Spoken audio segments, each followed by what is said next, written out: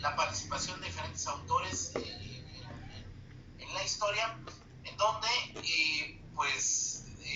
esta ciencia se ha ido perfeccionando y ha ido evolucionando. Entonces, el programa de estudios de nuestra facultad contempla que desarrollemos en esta unidad lo más relevante de la doctrina, del pensamiento de cada uno de estos autores, con el fin, básicamente, de mejorar, digamos, la disciplina. Entonces, vamos a empezar con este módulo del programa que se llama Los grandes precursores de la sociología. El primer gran precursor, en su orden escalonado, digamos, es Augusto Comte. Algunos se refieren a él como Auguste Comte. Al final, la traducción al español es Augusto Comte, ¿verdad? No nos vamos a centrar en la clase en hablar de la biografía de Augusto Comte, porque eso es de conocimiento público. De hecho, hoy en día, con lo fácil que es la tecnología, pues rápidamente podemos estudiar su biografía. De hecho, yo les voy a compartir un material al finalizar la segunda unidad, es decir, el día de mañana, les voy a compartir un material con digamos, el esbozo fundamental de la biografía y del pensamiento de los 6 autores que contempla el programa. Pero vamos a aprovechar la clase no para irnos a datos históricos, a algo que ustedes pueden leer, sino para explicar de manera específica, pues, el contenido del pensamiento de cada uno de estos autores, de la filosofía y de lo que cada uno de ellos pensaba. Entonces, estamos hablando de Augusto Comte. Augusto Comte es el primer gran autor de la sociología. De hecho, eventualmente, él surge en un contexto histórico. Augusto Comte y su pensamiento surge en el contexto histórico de la Revolución Francesa. Ustedes recordarán que la Revolución Francesa fue ese gran hecho histórico que le puso fin a la Edad Media, a esa mezcla de iglesia y Estado, y trajo a la vida un nuevo pensamiento, que es básicamente un pensamiento de separar las funciones del Estado y las funciones de la iglesia. Y con separar el Estado y la iglesia también se toca algo fundamental, que es la comprensión del mundo y sus fenómenos. En el mundo antiguo, las diferentes culturas atribuían los hechos fácticos, es decir, la realidad palpable, la atribuían, la vinculaban a hechos de carácter astral.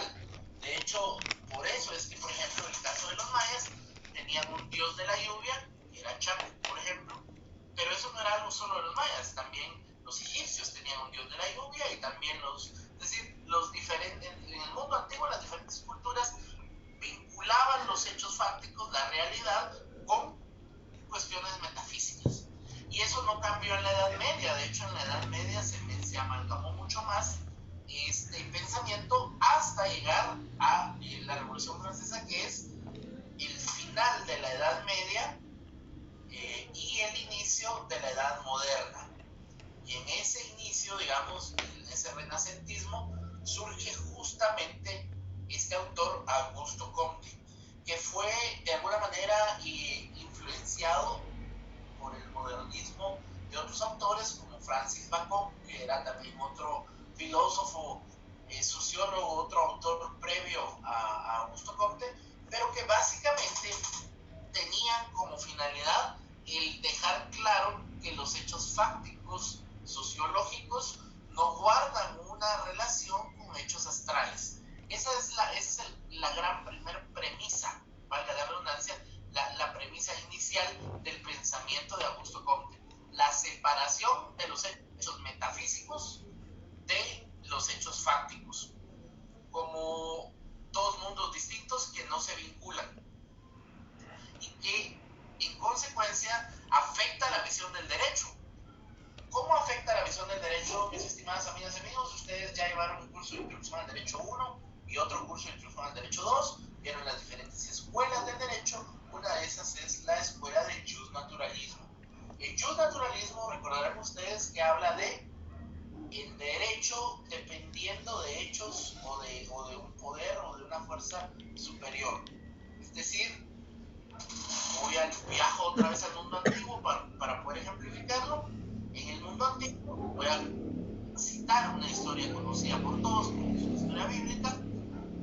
Moisés lidera al pueblo israelí para salir de la esclavitud de Egipto, y en ese liderazgo de Moisés, cuando saca al pueblo de Israel de la esclavitud de Egipto, recibe de manos directas de Dios un listado de cánones fundamentales que deben ser seguidos por todo el pueblo de Israel y que hoy en día siguen vigentes en la iglesia cristiana, independientemente católica o evangélica, adventista. Los 10 mandamientos. Los 10 mandamientos de Moisés son los 10 mandamientos escritos en piedra, en tabla, que fueron revelados directamente por Dios a Moisés, y Moisés lo lleva a la población diciendo es la voluntad de Dios. Entonces, a este relato que es propio de la Biblia, que también se replica en todas las culturas, repito, también tenemos hechos históricos documentados en los anales de los cachiqueles, en el mundo prehispánico. Es decir, el mundo antiguo estaba lleno de eso, de deidades que revelaban disposiciones legales a sus ungidos para que estos dirigieran al tumulto o a la masa de personas. No es algo solo de lo que podamos citar en tema bíblico, sino además de toda la historia del mundo antiguo. Entonces Augusto Comte se pone al frente en la Edad Media para decir, señores, no podemos seguir vinculando, hay que separar las funciones de la Iglesia, separar las funciones del Estado. Las normas jurídicas no son reveladas por un Dios a sus elegidos, sino que las normas jurídicas son el producto del devenir social. Por eso Augusto Comte es, de hecho, considerado uno de los precursores de la sociología, porque lo que básicamente hizo fue presentar frente a la sociedad un pensamiento que libera o separa las funciones eclesiásticas de las funciones estatales, y reitero, como consecuencia de eso establece el tema de las ciencias como un elemento fundamental para entender la sociedad. Ustedes recordarán que en la Edad Media, cuando finaliza y empieza la Edad Moderna, el principal producto histórico de la Revolución Francesa y de la Edad Moderna fue el denominado método científico. Aprender la sociología desde la perspectiva del método científico, de la observación, de la experimentación, del planteamiento de hipótesis y de generar una conclusión, es justamente a través de ese método lógico que plantea este autor, Augusto Comte, la comprensión de la sociedad. Entonces, para Augusto Comte, todas las ciencias formaban una jerarquía, de manera que cada eslabón dependía del anterior de acuerdo a la complejidad de los fenómenos estudiados. Es decir, en la base estaban las matemáticas, las ciencias aplicadas, seguida en esa pirámide de las ciencias básicamente químicas, o lo que se conoce también como alquimia, y bueno, fundamentalmente la ciencia de la sociedad, que es la sociología. Entonces, el centro del pensamiento de Augusto Comte fue básicamente para que lo tomemos en cuenta. Después, en el material que les voy a compartir, ya estarán otros datos que también tienen que leer, como la biografía del personaje y unos datos históricos relevantes, pero lo más importante es entender su pensamiento y el contexto histórico del por qué ese pensamiento. Entonces, ahí estamos con relación a Augusto Comte. Veamos el siguiente autor, Wilson, por favor. Muy bien. Emile Durkheim. Emile Durkheim. Todos los demás ya saben cómo se escribe porque lo están leyendo, están siguiendo la lectura en su casa o donde estén recibiendo. A ver, gracias, Wilson. Durkheim es el siguiente autor que vamos a estudiar. Básicamente afirmó que la sociedad es algo que está fuera y dentro del individuo. Es decir, Durkheim toma la estafeta del pensamiento de Comte, porque aquí ya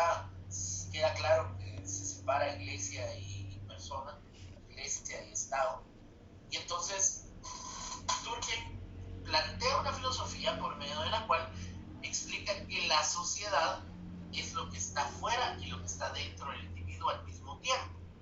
Es decir, la sociedad es lo que el individuo hace, sus hechos diarios, pero también es lo que el individuo piensa.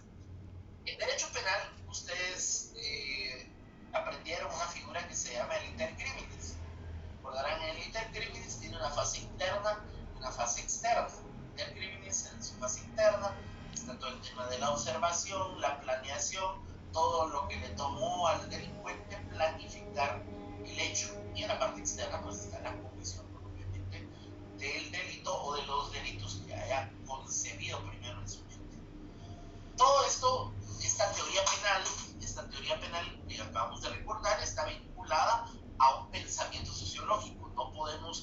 No se pudo haber desarrollado la teoría penal que acabo de explicar si previamente no hubiese existido el planteamiento sociológico aportado por Durkheim. Él decía entonces que la sociología es todo lo que está dentro y lo que está fuera del hombre al mismo tiempo.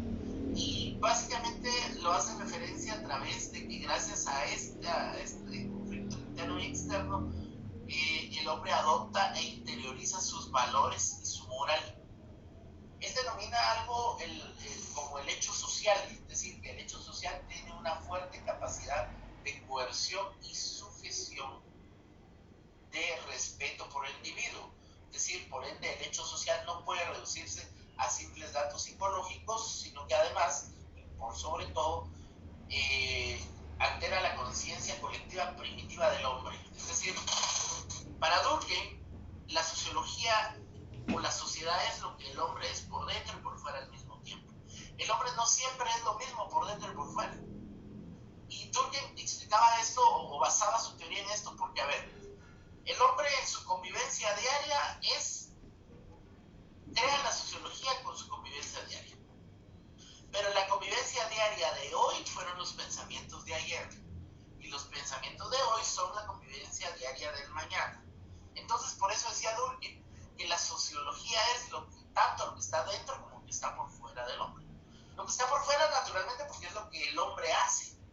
El hombre, pues cuando hablo hombre me refiero distintamente a hombre o mujer, me refiero a la raza humana. El hombre o mujer, cual sea quien quiera ser, plantea, digamos, este pensamiento de Durkheim a partir de entender que es interna y externamente la base sobre la cual los valores del ser humano se van a traspolar y van a concluir en ser la interpretación correcta de la sociología. Entonces, la sociología es lo que el hombre es por dentro y lo que es por fuera. Pues claro, la sociología, como la definimos al principio del curso, como el estudio del compañero, porque eso es, ¿verdad? Logia, que es estudio, por su etimología, y la parte social, que es referente al compañero. Entonces, la sociología es el estudio del compañero. Y este estudio del compañero se hace básicamente a partir de esta teoría de Durkheim de interiorizar y exteriorizar. Es decir, Durkheim dice, la sociología es básicamente la sumatoria de las acciones diarias de los hombres. Y las acciones diarias de los hombres son la consecuencia de los pensamientos primarios del hombre. Porque nada ocurre sin haberse planificado, sin haberse pensado previamente. Ocurren hechos o acciones fuera de lugar o fuera de planificación, por supuesto, los denominados casos fortuitos, pero los casos fortuitos no son la regla, son la excepción. Y por eso Durkheim establecía que básicamente la sociología es todo lo que hay dentro, pero también todo lo que hay fuera del hombre.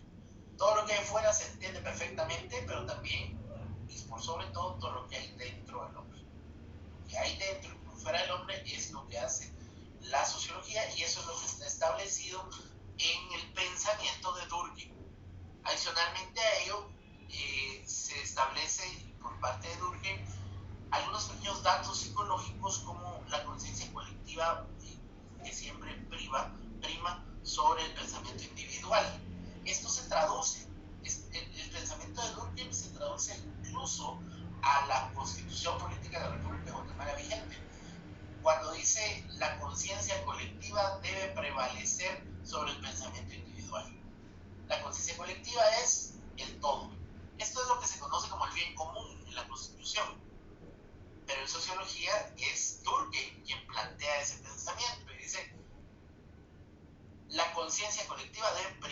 o sea, debe tener privilegio sobre el pensamiento individual. Porque yo como pensador individual puedo tener ciertos deseos, ciertos anhelos que no precisamente son los pensamientos que se deberían tener o que son de beneficio para la mayoría. Por eso debe privar la conciencia colectiva. Pero muy complicado, un poquito delicado entender qué es la conciencia colectiva, porque al final del día la conciencia colectiva es la conciencia de todos, reunida en ciertos parámetros, y para eso es la democracia. Si los hombres podemos pensar diferente, hablando de los hombres y mujeres que habitamos un territorio, podemos tener ideas contrapuestas. Lo vemos ahora, por ejemplo, en el tema de la segunda vuelta. O el tema de la segunda vuelta hay dos candidatos, un hombre y una mujer, y algunos prefieren a una u otra opción por género, lo cual es un error. Bien sea que sea una mujer tratando de votar por una mujer o viceversa, el género no debería ser determinante para elegir, porque es como una especie de discriminación inversa, porque no se les discrimina en el sentido negativo, pero sí en el sentido positivo. Entonces, digamos, para Durkheim era importante establecer que el hombre, interno y externo, desde adentro y desde afuera, necesariamente transforma la sociedad. El hombre transforma la sociedad con sus acciones, perfecto, pero sí, también la transforma con sus pensamientos. Y prueba de ello es que en materia penal, ustedes van a ver, hay una serie de lecturas importantes que tienen que hacer, pero hay un libro en específico del barón de la Brede y Montesquieu en materia penal que se llama De los delitos y las penas. Y ese texto data de siglos hacia atrás. En ese texto, el barón de la Brede y Montesquieu explicaba cómo ciertas conductas humanas podían ser delictivas, podían ser regionalizadas. Ciertos delitos eran cometidos de manera permanente en zonas calurosas, otros delitos eran cometidos de manera permanente en zonas con más frío o con más aire, etcétera, etcétera, etcétera. Es decir, la sociedad puede verse incidida por el clima, por algo tan básico y fundamental para tomar decisiones y cambiar así la configuración social de manera local. La configuración social debe ser la misma, de conformidad con la Constitución, pero en el pensamiento y en el análisis de Durkheim, el hombre transforma la sociedad con sus pensamientos y con sus acciones. No solo con las acciones, que con eso todos estamos claros, también con los pensamientos. ¿Por qué? La sociedad ha cambiado gracias a los pensamientos. Miren, la teoría de Durkheim nunca estuvo tan vigente como hoy en el año 2023. Hoy en el año 2023, en las familias hay un hijo, hay una hija, hay un nieto, hay una nieta, hay alguien en todas las familias que puede verse afectado en su sentir, en sus sentimientos, en su personalidad. Algunos son más tímidos, otros no lo son, pero son afectados de manera directa por los pensamientos. Cambian la sociedad con los pensamientos. ¿Cómo así? Bueno, vemos por ejemplo aquellos casos, voy a citar algunos casos, por ejemplo, en Norteamérica, en los Estados Unidos, donde hay jóvenes que tienen un historial de vida tranquilo, un día se levantan de mal humor, toman el arma de su papá y matan a 3 de sus compañeros en la escuela. Eso no es normal. Esa gente está cambiando a su sociedad, se está volviendo una sociedad más violenta, se está volviendo una sociedad que tolera de mala manera algunas conductas menores, y lo hace desde su pensamiento. Para que ese joven un día se levantara de mal humor y tuviera el valor de matar a 3, 4 de sus compañeros, acarició esa idea mucho tiempo en silencio. Se vio discriminado, se vio golpeado quizás por alguno de ellos, pasó por la tristeza, por el llanto, pasó a la rabia, pasó a la indignación, pasó al enojo, al coraje, al resentimiento, y llegó al momento violento. Todo eso es el intercriminis. Pero el intercriminis en materia penal no existiera si Durkheim no hubiera establecido su teoría del pensamiento, de que los hombres cambian la sociedad con el pensamiento y con las acciones. No solo con las acciones, también sus pensamientos predisponen a los hombres a tomar ciertas acciones que cambian la sociedad para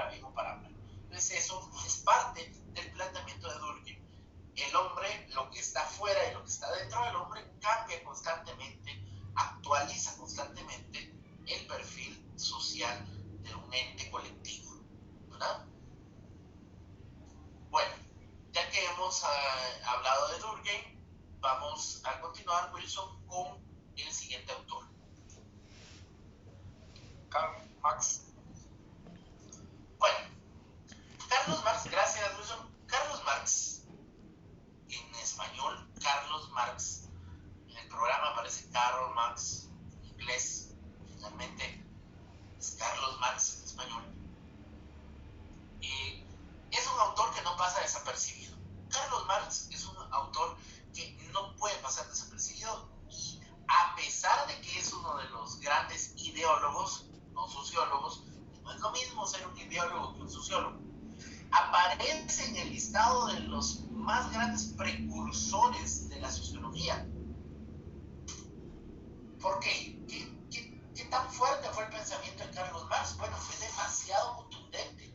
Lleva siglos puesto en la palestra política y sigue ganando terreno. Hoy, en pleno 2023, Guatemala en su segunda vuelta se debate entre dos partidos de izquierda que niegan ser de izquierda, que se acusan mutuamente de ser marxistas, porque se ha creado un montón de expectativas y de mala publicidad en relación a Carlos Marx. Pero en este curso nos interesa abordar de manera científica el pensamiento de Carlos Marx, más allá de si estamos o no de acuerdo con él, más allá de si hizo bien o no. La historia es quien siempre juzgará a los protagonistas de la misma. A nosotros en este espacio académico nos atañe el estudio meramente académico de su pensamiento. Adicional, no voy a abordar temas biográficos, y esos temas biográficos por supuesto que tendrán también que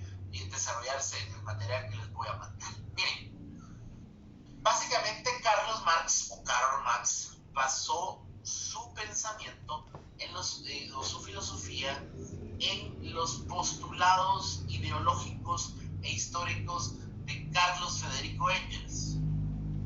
Engels fue un autor, ¿verdad? Carlos Federico Engels fue un autor que precedió a Carlos Marx, es decir, él escribió antes de Carlos Marx, y básicamente basaba toda su filosofía, Engels, en lo que se conoce como la dialéctica. La dialéctica es todo un pensamiento, ustedes lo vieron el año pasado en el curso de filosofía, pero la dialéctica básicamente plantea su teoría en un dato, un postulado fundamental, que es la confrontación de las clases sociales, la constante lucha de las clases sociales.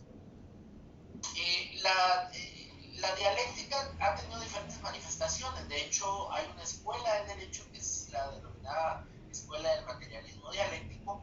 El materialismo dialéctico expresa que el derecho es un instrumento que está a disposición de las clases dominantes para controlar a las clases que están bajo el yugo de una clase dominante. Así, digamos, se percibe desde el materialismo dialéctico. Y entonces el materialismo dialéctico, que se basa en la dialéctica, y a su vez Carlos Marx toma todos estos pensamientos y los lleva a la práctica, porque los saca de la doctrina del Totus Uranus y lo lleva a la práctica, y es ahí, en ese momento en el que lo lleva a la práctica, donde surgen ciertos problemas, digamos, ya de aplicación o que confrontan intereses.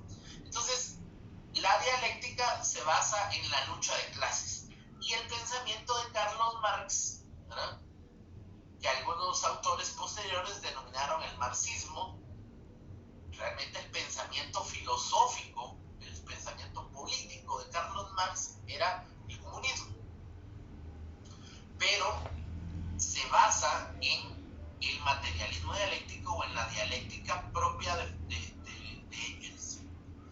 ¿Y en qué consiste el materialismo dialéctico o la dialéctica? Consiste básicamente en la lucha de clases. Carlos Marx planteaba que las sociedades, el orden social, los órdenes sociales establecidos se basaban en la lucha de clases.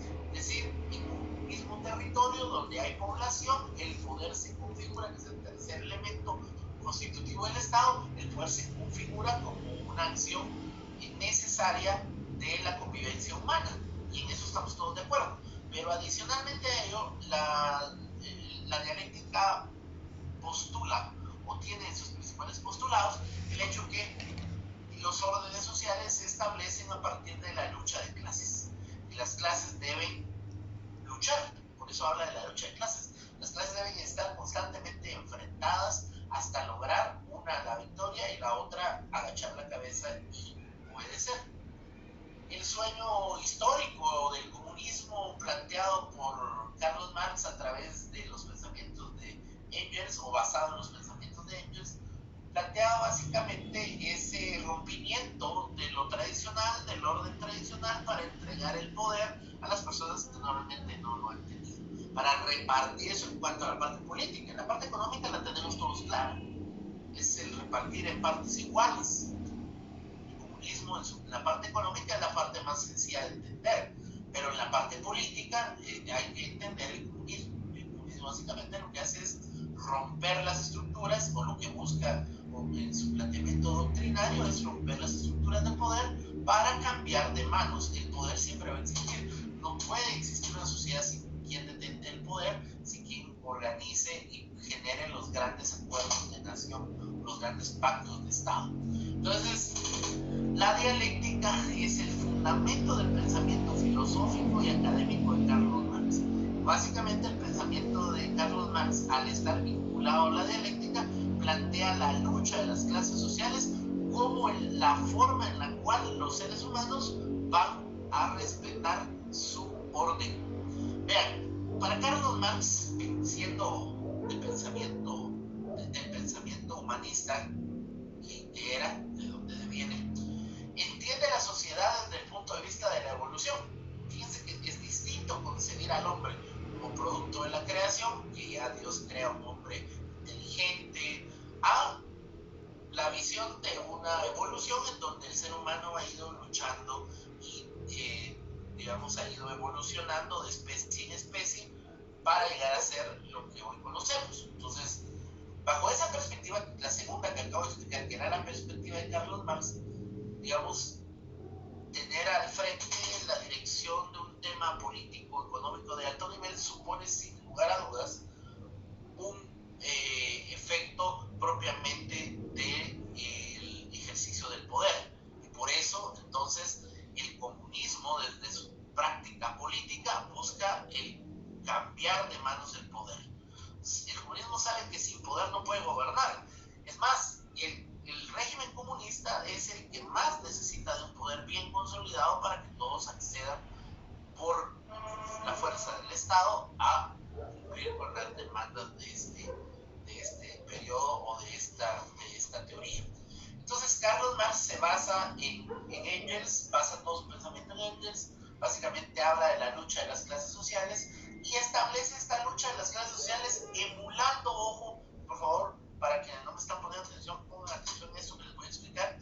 La lucha de las clases sociales planteada por Engels y planteada por Carlos Marx en las obras de su autoría son la similitud o están emulando los procesos de lucha constante que existen entre personas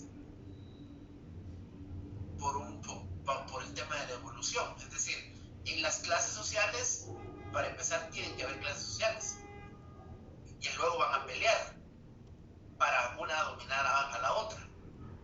Es exactamente lo mismo que pasa en la naturaleza o en el mundo animal. Una especie más grande controlando y dominando a la especie más pequeña. La cadena alimenticia, que vemos claramente como el más grande, el más fuerte, se come el más pequeño. La lucha de clases que plantea Carlos Marx y Engels en la parte del estudio sociológico hace una comparación directa, una similitud directa a las reglas de la selva en el mundo natural. En el mundo natural, la especie más pequeña debe ser, para poder crecer y evolucionar, debe ser lo suficientemente eficaz para evadir ser presa del cazador y convertirse en cazador. Y esa evolución es una lucha constante de la naturaleza para crear una especie cada vez mejor. Una especie que sobrevive a otra, que supere a otra, que supere a otra. Y así es como se plantea en la teoría de la evolución. Charles Darwin, cuando explica esa teoría, explica que el hombre, en su proceso de evolución histórico, fue sometido a diferentes vicisitudes climáticas. Digamos, el solo hecho de que haya población en América, que de acuerdo a los estudios cruzó por el estrecho de Bering y venía caminando desde Asia, ya representa un esfuerzo físico muy grande que denota que la sociedad merecía evolucionar por todos estos esfuerzos que tienen un efecto directo también en la genética propiamente de las siguientes generaciones. Entonces, a eso se refiere Carlos Marx, básicamente con su pensamiento. Y regresamos ahora nuevamente, Wilson, para leer el siguiente autor que vamos a estudiar esta noche. Sería Max Weber. Bueno, gracias. Con Max Weber termino la clase de hoy. Nos van a quedar los últimos dos autores para la clase de mañana y cerrar la segunda unidad. Bien, Max Weber es un autor completamente, un corte completamente distinto y completamente diferente a Carlos Marx. Pero tanto Max Weber como Carlos Marx fueron personas que aportaron de manera muy positiva cada uno de sus muy particulares visiones a lo que hoy comprendemos como sociología. Carlos Marx tuvo ciertos aportes fundamentales, Max Weber, perdón, tuvo ciertos aportes fundamentales. De hecho, eventualmente a Max Weber se le conoce como el padre de la sociología moderna. Y este apodo o este nombre que se le da por parte de diferentes autores, en diferentes bibliotecas, digamos, se le conoce a Max Weber bajo este término, sea precisamente porque Max Weber responde a un momento y a un contexto distinto en la historia de cómo asimilar y de cómo entender el devenir social, político y económico de una sociedad o de un Estado. Los fundadores comparte escenario junto a los fundadores de la sociología como Durkheim, Marx y Comte, que ya hemos explicado con anterioridad. Básicamente, el trabajo de Max Weber basa su pensamiento en la elaboración de teorías sociológicas de actualidad.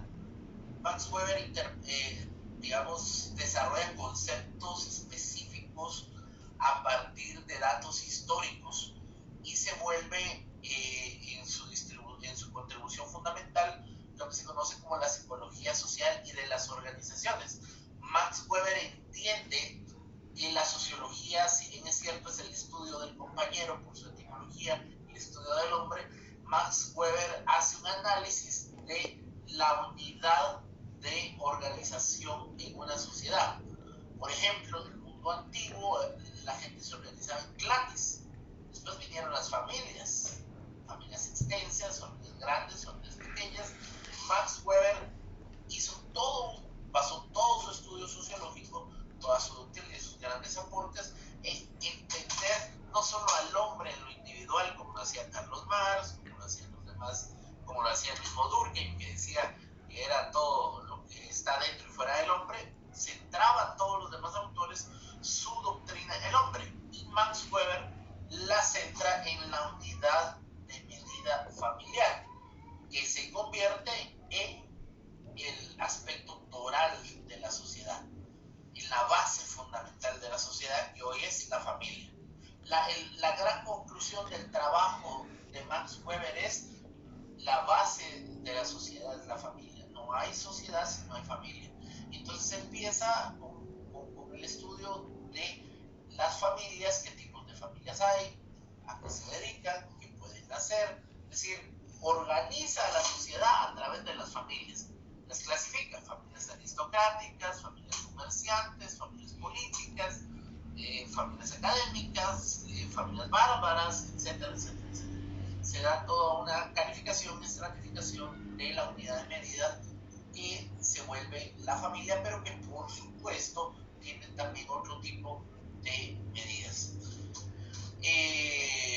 Se establece entonces por parte de Max Weber que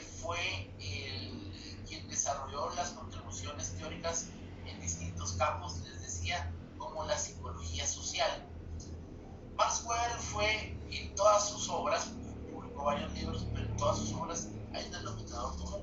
Max Weber llevaba todo a la práctica, era muy pragmático y lo analizaba todo a trasluz contra los principios y postulados básicos y fundamentales del ser humano y de la unidad de medida del ser humano, que es la familia.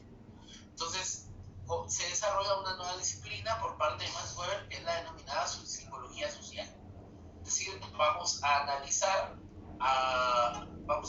al hombre, y lo vamos a analizar no solo desde la perspectiva, analizar la sociedad, no solo desde la perspectiva de la unidad de medida de la familia, sino además del hombre. O sea, así como hay psicología clínica para entender el pensamiento del hombre en lo individual, Max Weber decía, vamos a entender el pensamiento del hombre en colectivo. ¿Por qué es fundamental Max Weber en la sociología? Porque le dio un giro, si ustedes se dan cuenta, y empieza a hacer análisis psicológicos y psiquiátricos del comportamiento social. Eso es maravilloso, porque ese fue el primer gran paso para las múltiples ciencias y disciplinas que tenemos hoy, como el marketing o como el neuromarketing, que son formas de entender a la sociedad para venderle. La psicología social es lo fundamental, el principal aporte de Max Weber. La psicología social, el estudio de la mente del hombre, no en su plano individual, sino el estudio de la mente humana en su plano colectivo. ¿Cómo reaccionan las sociedades cuando se ven sometidas a estrés? ¿Cómo reaccionan las sociedades cuando se ven sometidas a restricciones? Todo eso es psicología social. Nosotros lo vivimos hace unos años con la pandemia, ustedes recordarán, los toques de queda, las medidas del Estado, todo afectó la salud mental de muchas personas. El estar encerrado en la casa, el quizás no tener la solvencia para tener que comer, cualquier problema que haya tenido una persona en pandemia representa automáticamente un recuerdo, y eso hace parte de lo que es la psicología social del país. Estoy seguro que si a esta generación que nos tocó vivir la pandemia, nos toca vivir otra pandemia cuando ya seamos adultos mayores, vamos a tener mucho miedo por la experiencia que tuvimos cuando éramos jóvenes. Y eso se llama psicología social. La psicología social hoy sirve para el marketing, para vender productos, para el neuromarketing, para entender el cerebro del consumidor y de la persona, pero la psicología social también sirve como elemento de análisis político y le sirve a los políticos para sus estrategias políticas. O sea, Max Weber desarrolló la obra más importante de carácter social con entender y crear y compartir su teoría respecto de la psicología social. La psicología social no puede existir si no existiera naturalmente todo este proceso que hemos indicado con anterioridad. Entonces, esto es lo más importante de cada uno de los autores. Antes de finalizar, me gustaría que si alguien tiene alguna duda, alguna inquietud, sin ningún problema puede levantar la mano y podemos resolver.